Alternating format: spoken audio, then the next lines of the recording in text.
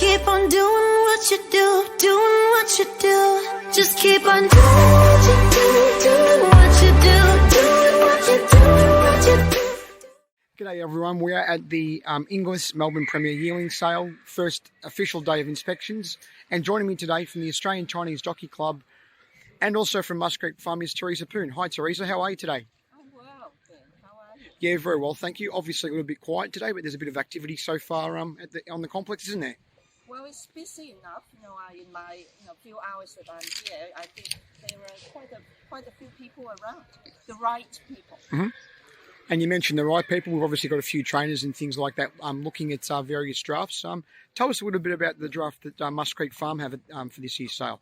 This year we are selling 8, and it's quite interesting draft. We have colts by Dundee, American Pharaoh, and what else I can't remember. These are the 2 very standout stallions that we are representing. And tell me the special story behind lot 154 you've got going through here at the sale on Sunday. All right, that was the year when Dundee was hot. Mm-hmm. And we only managed to get 1 booking to Dundee, and book was closed. So at that year we went to the Broodmere sale, and that was the year when Thai England came home from Hong Kong after a very serious injury. And at the sale we did the sale actually did a bit of a charity auction to raise funds so that to set up a fund to look after Thai. And one of the auction item Aerofield donated was a share, one last extra share of service to Dundee.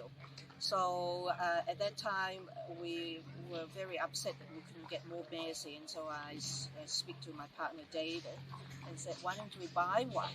And David said, okay. And then at that time our bloodstock consultant Craig Rousingfeld and my manager at the farm Scott Williamson were there. So David gave us a budget of $100,000. So at the by the time the auction item came up, he was being called to a very important meeting, and the auction went very, very hot, and up to $95,000. And Scott and Boomer looked at me, and I said, "What did David say?" And they said, "David gave us 100." So I said, "100 then." So we got that service fee, that service to Dundee for $100,000. At that time, the market was, his fee was $80,000.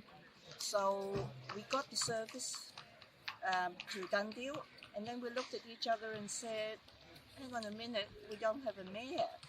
So we went out and bought a very, very good mare that is worthy of Dundee and that is personalized. So personalized got involved to this very special service. So here he is with a very, very beautiful colt that we are offering for sale. And he is a very, very lovely Dundee, very, very representative of him. So hopefully the horse will go on and give us a very good story for Dundee, for the farm, as well as Thai.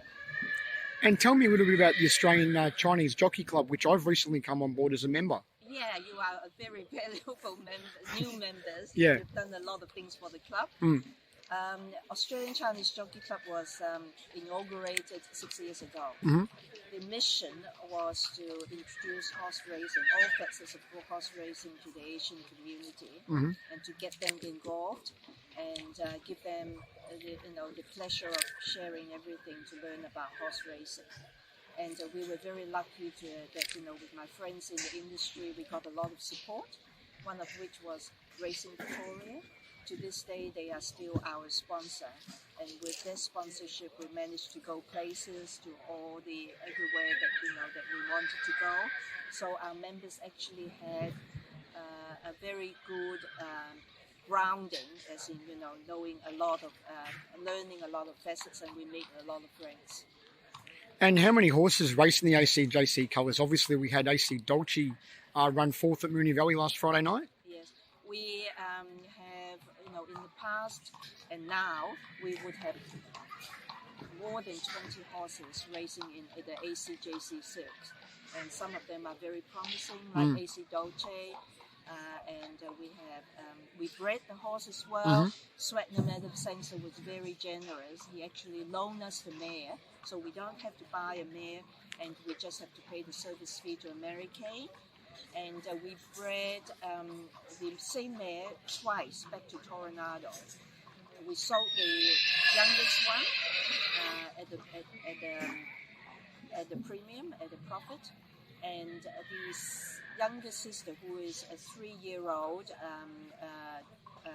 filly by the name of AC Supreme by Coronado, is now being trained by Peter Moody.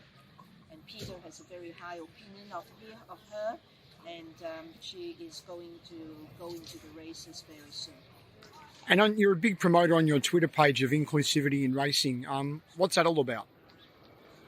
Inclusivity is to get everyone involved, regardless of their age, regardless of their gender, and also their nationality.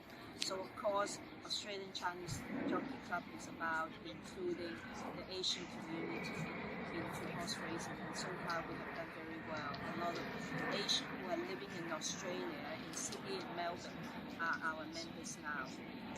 And just one last one, Teresa. Tell us about the breakfast you've got coming up here on Sunday morning at the sales.